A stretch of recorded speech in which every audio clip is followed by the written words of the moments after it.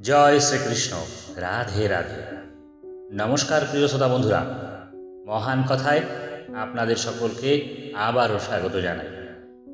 আজ আপনাদের জানাবো কিসের জন্য শকুনি কুরুবংশের ধ্বংসের কারণ হলো, কেন দুর্যোধনের সঙ্গেই তিনি মিত্রতা করলেন, কেন থাকলো দুর্যোধনদের সঙ্গে বন্ধু হয়ে আর কাজ করলো পাণ্ডবদের হয়ে। হ্যাঁ বন্ধুরা, এই একা শকুনির জন্যই দুর্যোধনদের কুরুবংশ ধ্বংস হয়েছিল আর কৌরবদের 100 ভাই মারা গিয়েছিল। এর পিছনের কারণ বা ঘটনা অনেকেই জানেন না। সবাই জানে যে দুর্যোধন পাণ্ডবদের সঙ্গে খারাপ ব্যবহার করেছিল, তাই তাদের সর্বনাশ হচ্ছে। আপনিও সেটাই জানেন। তবে কুরুবংশের ধ্বংসের পিছনে অনেকগুলো কারণ আছে। তার মধ্যে সব থেকে নাম্বার 1 কারণ হলো শকুনি। কি করেছিল, কেন করেছিল, সবটাই জানতে পারবেন আজকের এই ভিডিও থেকে। তাই ভিডিওটির শেষ পর্যন্ত সঙ্গে থাকুন আর চ্যানেলটিকে সাবস্ক্রাইব করে পাশে থাকা বেলটিকে প্রেস করে আমাদের সঙ্গে থাকুন।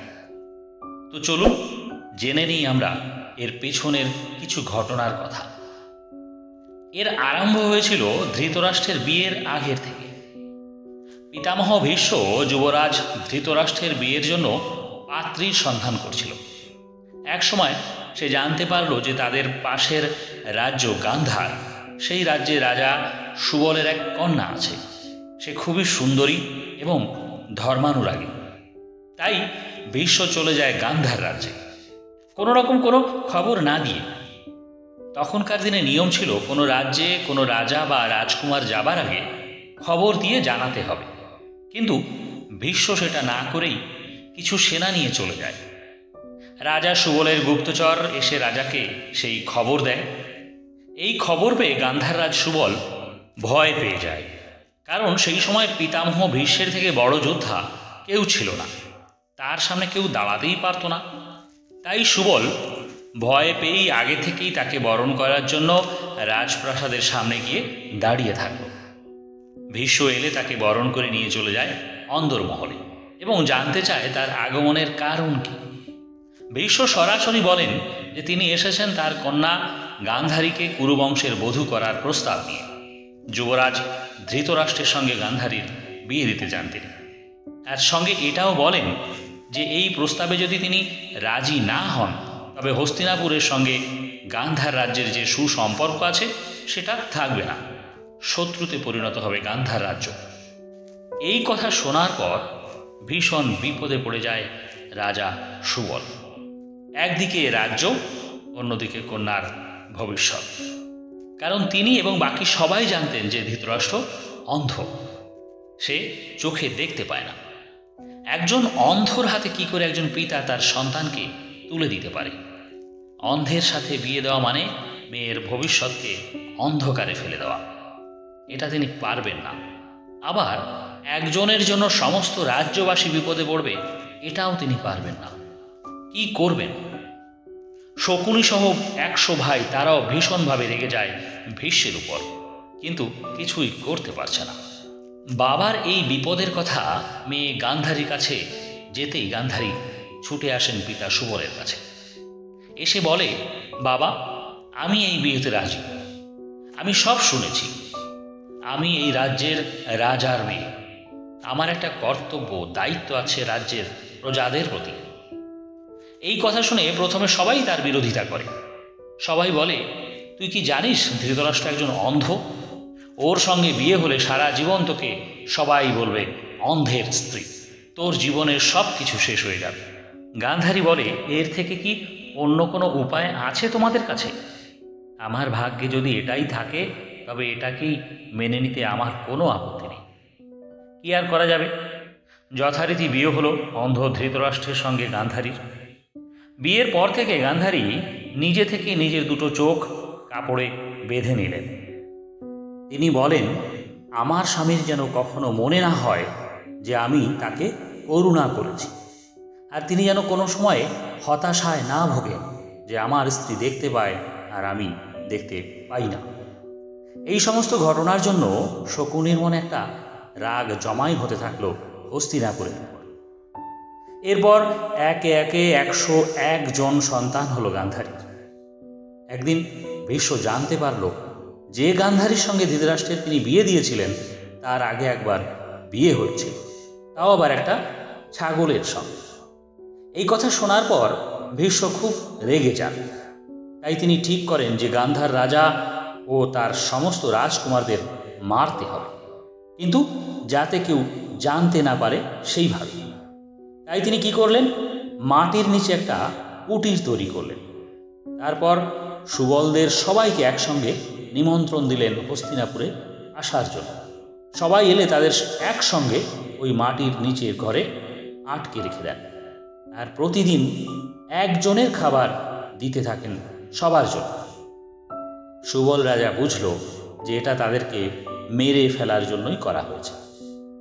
তাই তিনি সবাইকে বললেন, ভীষ্ম এটা আমাদেরকে মেরে ফেলার জন্যই করেছে, তাই আমাদের সবার ভিতর একজনকেই বেঁচে থাকতে হবে এর প্রতিশোধ নেবার জন্য।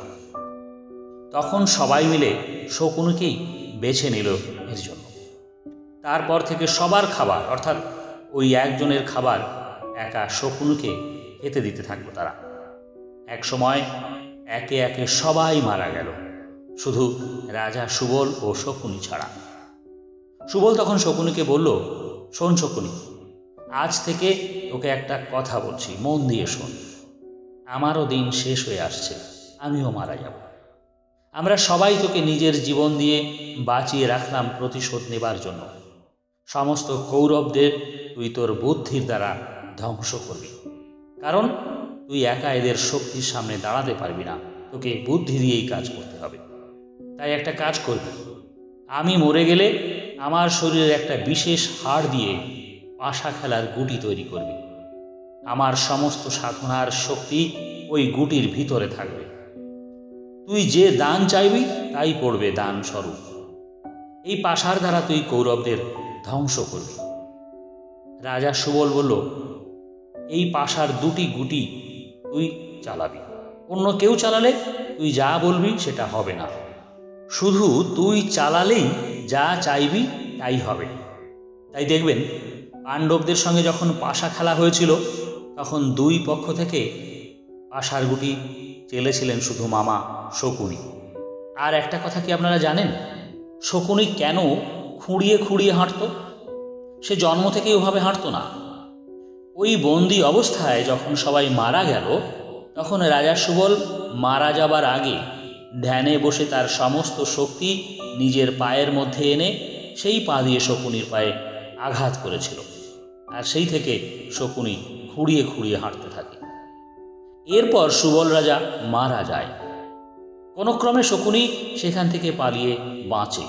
পরে শকুনি ভাবল, কৌরবদের ধ্বংস করতে গেলে পাণ্ডবদের সঙ্গে এদের ঝামেলা সৃষ্টি করাতে হবে, কারণ পাণ্ডবেরা ধর্মের পথে চলে আর ভগবান শ্রীকৃষ্ণ এদের সঙ্গে আছেন, আর যেখানে শ্রীকৃষ্ণ সেখানেই জয়। গীতার শেষেও সঞ্জয় একই কথাই বলেছেন। তাই শকুনি প্রথমে ছলে বলে দুর্যোধনের সঙ্গে বন্ধুত্ব করলেন, তার মনের মতো করে কথা বলতে লাগলেন, কাজ করতে লাগলেন। পরে জানালেন যে তিনি দুর্যোধনের মামা। এরপর থেকে বারবার কুপরামর্শ দিয়ে যেতে থাকেন আর পাণ্ডবদের সঙ্গে ঝামেলা তৈরি করাতে থাকেন। প্রথমবার পাশা খেলায় পাণ্ডবরা হেরে যায়, তারপর ধৃতরাষ্ট্র তাদের সব কিছু ফিরিয়ে দিয়েছিল আর পাণ্ডবেরা সব ফিরে চলেও যাচ্ছিল। কিন্তু শকুনি দেখলেন এটা হলে তো তার প্রতিশোধ নেওয়া হবে না, তাই সে আবারও দুর্যোধনের মগজ ধোলাই করে ধৃতরাষ্ট্রের সাহায্যে আবারও তাদের পাশা খেলায় ডেকে আনল। আর খেলায় সবার হয়ে শকুনি নিজেই পাশার চালগুলো দিয়েছিলেন, তাই পাণ্ডবেরা খেলায় হেরে যায়। এর ফলে তো যা হয়েছিল তা আপনারা সবাই জানেন, মহাভারতের সেই ভয়ঙ্কর যুদ্ধ, এবং সেখানেই কৌরব বংশের ধ্বংস হয়েছিল। তো বন্ধুরা, কেমন লাগলো আজকের ভিডিওটি? ভালো লাগলে লাইক করবেন, শেয়ার করবেন এবং কমেন্টে অবশ্যই লিখবেন জয় শ্রীকৃষ্ণ। তো আজ এই পর্যন্ত। সবাই ভালো থাকবেন, সুস্থ থাকবেন, আনন্দে থাকবেন এবং সৎ পথে থাকবেন। বলুন জয় কাশী কৃষ্ণের জয়, জয় নিত্যানন্দ গিরি মহারাজের জয়, জয় শ্রীকৃষ্ণের জয়।